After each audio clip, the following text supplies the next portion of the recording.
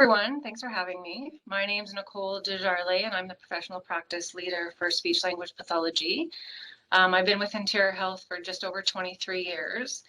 And Sybil asked me to come and chat about this. She just said that we have done, but we're still very close to the final finish line, but it's been quite the long journey. So I went back and looked in my through my emails, and we embarked on this journey, believe it or not, in 2014. So I'm just going to see if I can share first while I keep talking.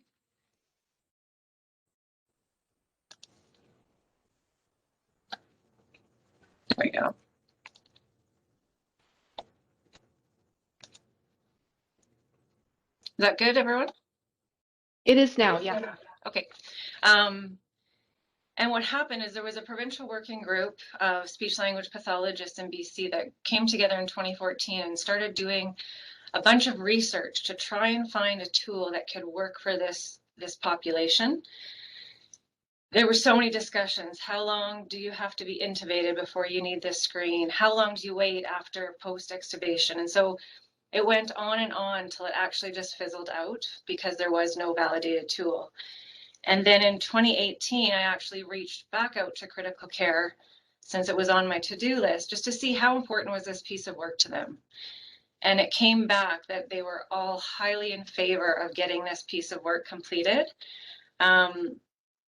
So that's when we began. And I have to thank Sybil. She's kind of been there as my cheerleader because it was kind of fallen to me with support from others. But we have done some great things so far. And so hopefully in this just quick little presentation, I can show you some of the things we've done, some of the questions we've answered, and just to describe the tool itself. We were lucky enough that the Yale Swallow Protocol became validated, and Dr. Deborah Suter came to Interior Health and spoke to us in 2019. So that kind of gave us the push that we needed. Why do we need a screening tool? We all kind of know the answer to this, but it's really important to review that we need to identify those patients at risk for swallowing difficulties sooner than later. So if we trial and error and do different things, we don't identify the risk right away, and we can look to those things such as aspiration, pneumonia, longer hospital stays, recovery. And we know nowadays with how busy we are, longer hospital stays are not something that we want to look towards.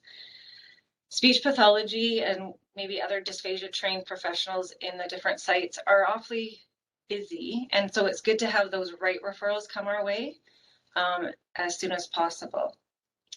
And then lastly, and I think the one I've learned the most from nursing staff that I've heard, is that decision-making without some type of tool and education is often super time-consuming and inaccurate. So they may try meds, they may try thin fluids. By the time they figure things out, they don't feel confident in what their decision is, and it just takes a lot of time to get there. It would be super nice too if we could use the same screen for all patients, and I got that question quite a few times throughout this period of time. We just can't, and some health authorities have tried and do, and it gets used for some but not for all. And it's more important that the items on the tool are actually reflecting what we need to screen. The pathophysiological mechanisms of dysphagia are different for each population. We also want it to be specific enough that those with normal swallowing pass that screen. We don't want a bunch of fails, which also impacts recovery. We truly want to get that safe initiation of oral intake and hydration as soon as possible.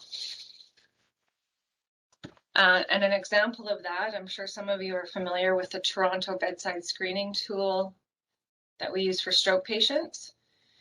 So we have that within Interior Health already. So it was such a big question, do we have to have another tool? And as I mentioned, the answer is yes. Both of the tools are validated. They have extensive research behind them, but they actually have different components that will tell us if the patient is at risk for detecting dysphagia.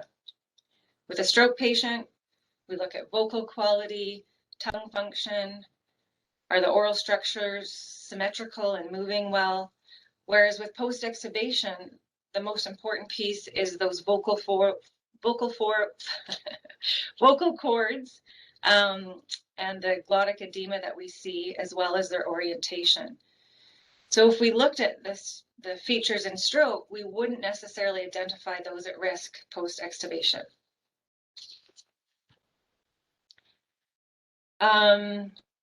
Intubation, why does it impact swallowing? Again, that's the endotracheal tube that can cause trauma or irritation to the laryngeal structures. As you can see in the diagrams there, you can see some very healthy vocal cords on the left-hand side.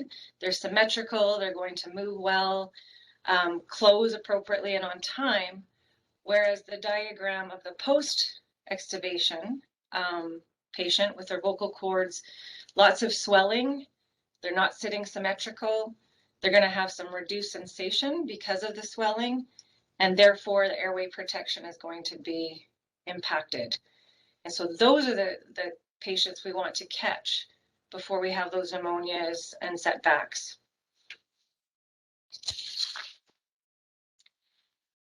I'm sure all of you, oh, just a sec. I just have a quick video just to show you the difference between a normal swallow and a patient with silent aspiration after extubation. So what you'll see is this is just a quick swallow of some pudding.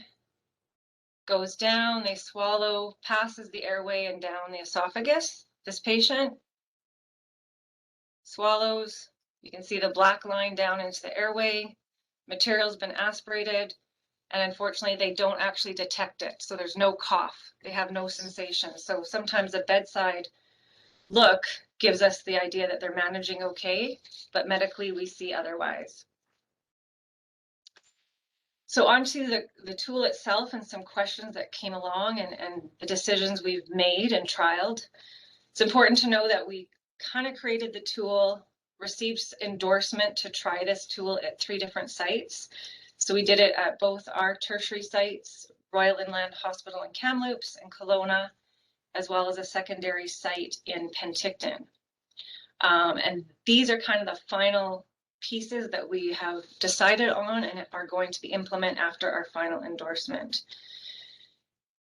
The biggest question I have to say is, when do we complete it? Do we wait 24 hours? Do we wait 48 hours? What is the time frame? And we did debate this, and we have landed actually on 4 hours. So we only need to wait 4 hours post-extubation for patients who have been intubated greater than 48 hours. So that was kind of good news to everyone on the critical care team, because if someone's extubated at 10 in the morning, there's lots of times if it's 24 or 48 hours, that patient is NPO. They found that if we wait 4 hours, instead of doing it right away post-extubation, a much larger percentage of patients pass the screen. So as you can see there, 87.6% of patients pass the screen at 4 hours post. It just allows that edema to settle and allow the trigger of the swallow to respond. So there's another question, when do I use a screening tool?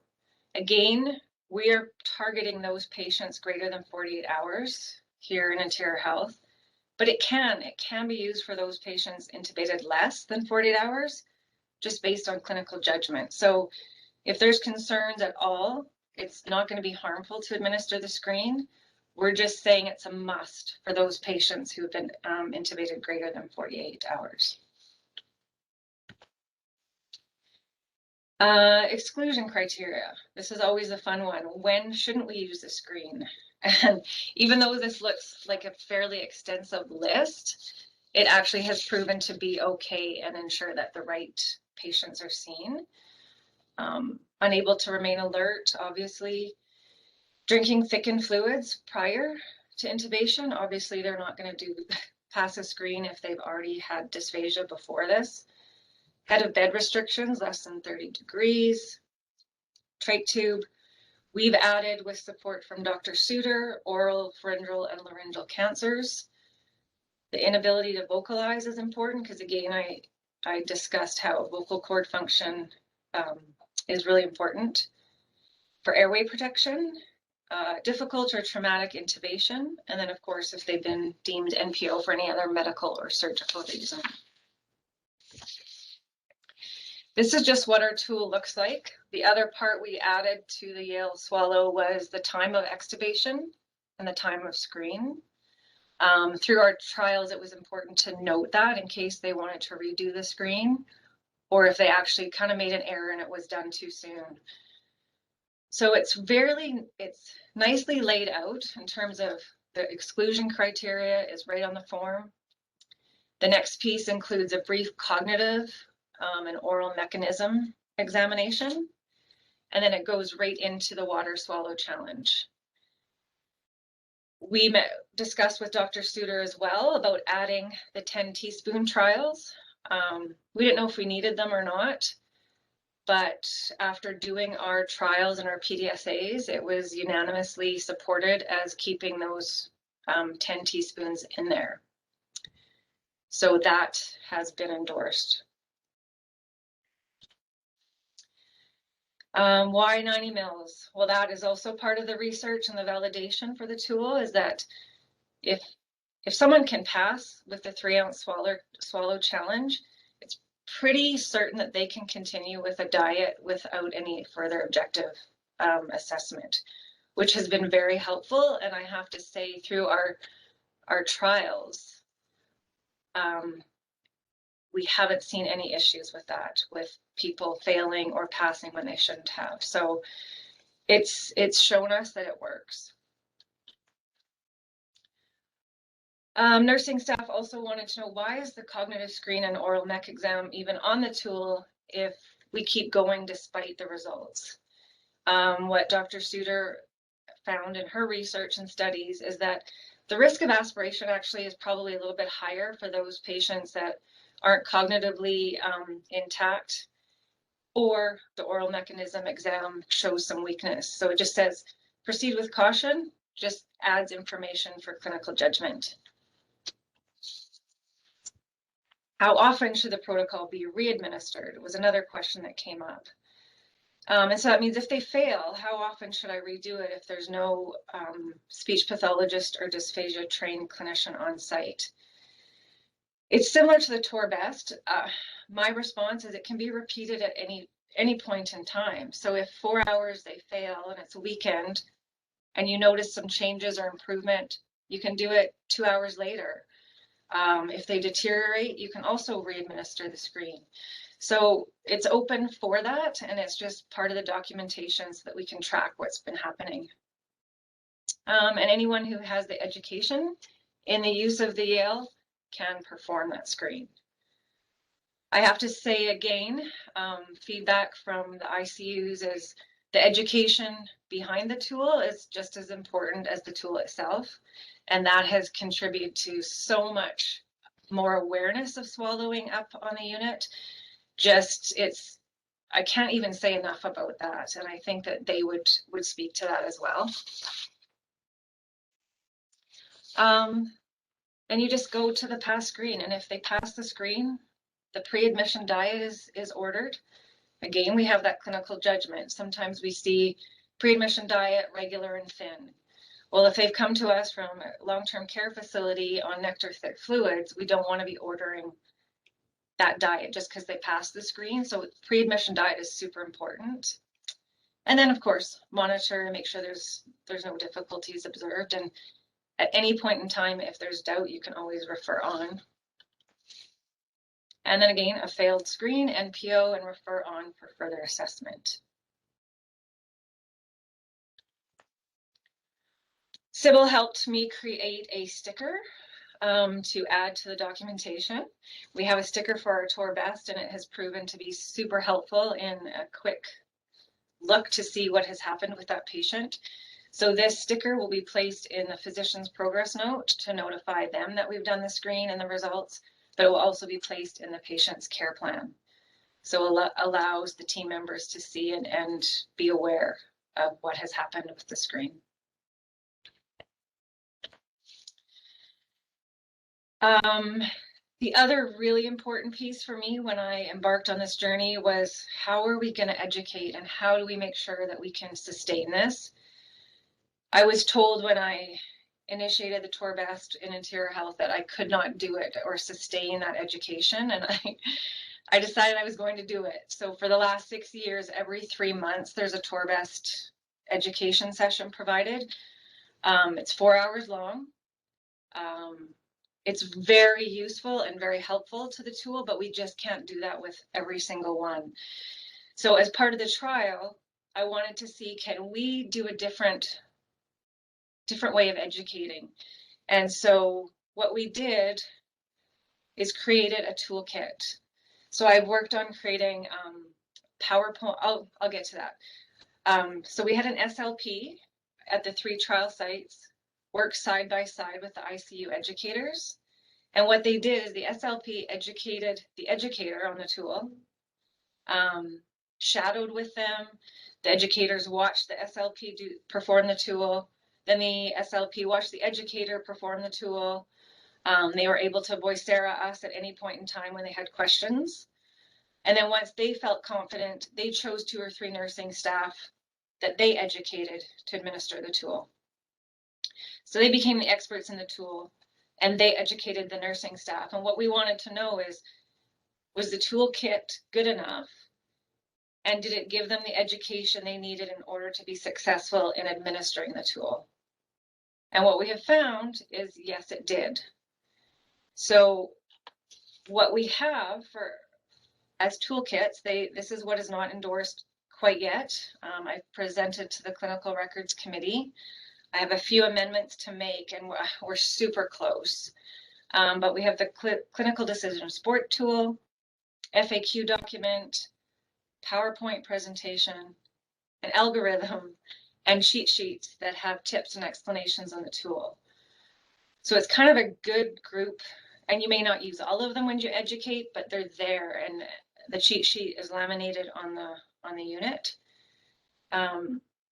So it has been quite the journey, I have to say. I think one of the other benefits is we've had much closer communication and connections with critical care. Listening to even the AGM, I'm like, oh, I want to be part of this group. It's definitely changes the patient care and your involvement on the unit for sure. And that's all I have for you. So if you guys have any questions at all, please let me know. Thanks so much, Nicole. I always ask you my questions, so I'll let others type in if they have any.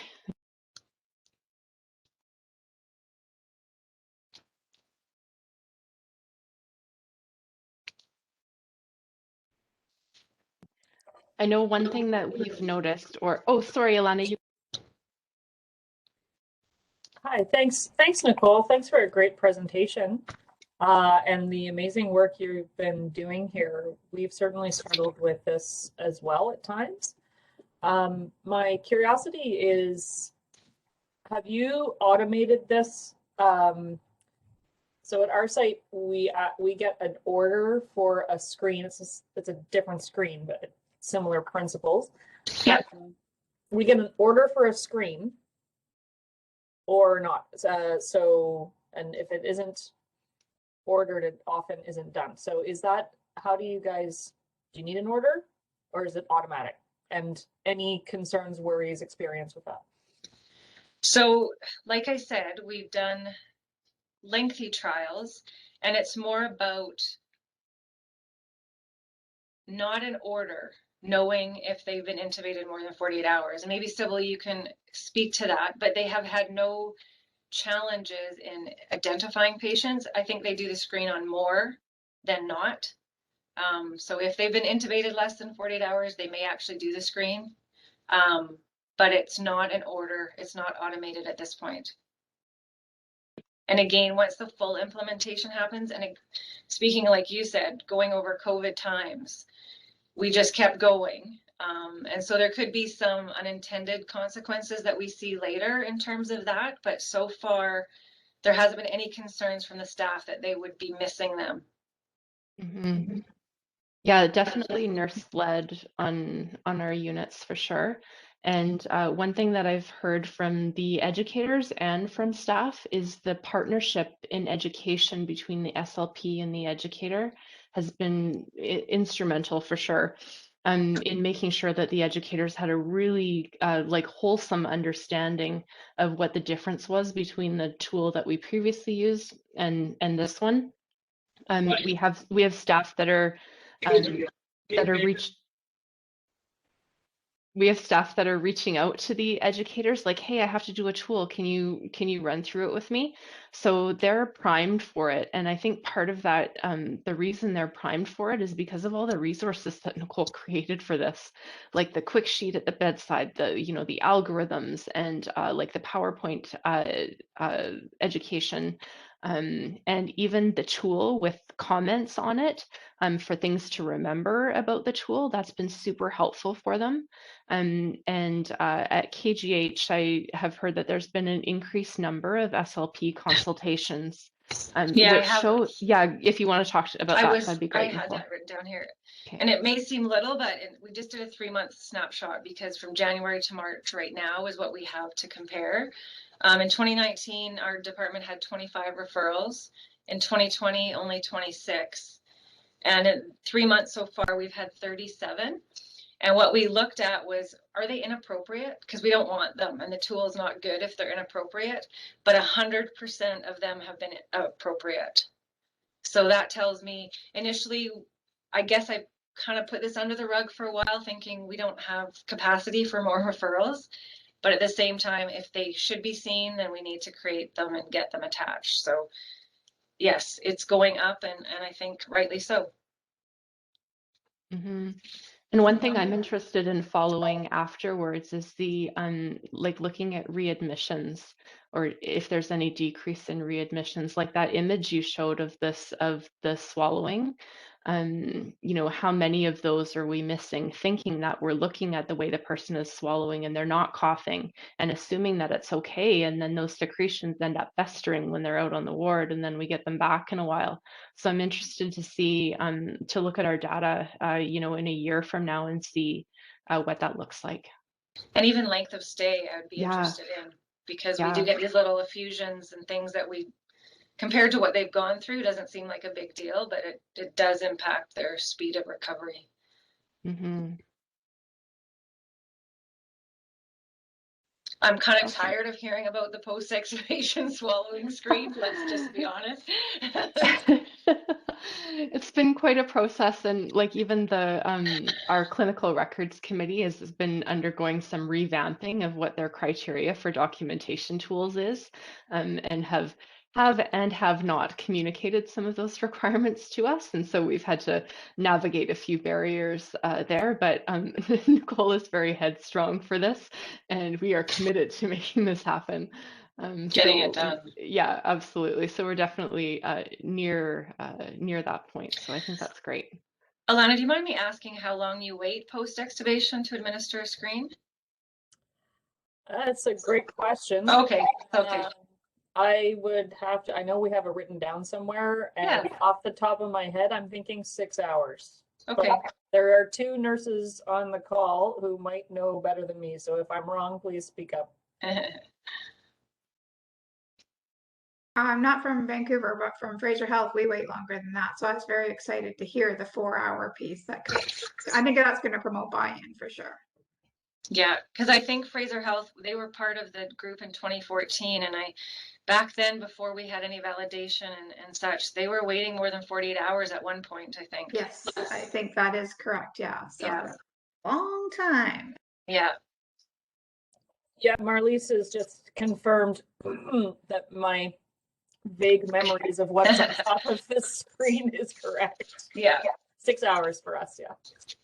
And because this is validated, we feel really good about only waiting the 4 hours, whereas back in 2014, it was really up in the air. What should we do? So things have developed, and I think we're getting close. So thank you, guys.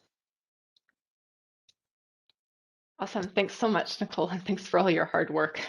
We've been just chipping away at this for so many years, and the Critical Care Network is super happy that we're at this point anyways. and interested in what we see going forward. I know a lot of our patients were like, sometimes waiting the whole weekend because there was no SLP there with no intake because of that. So this is definitely a move forward for our patients. And so thanks very much for the presentation. I'm just going to stop the video here.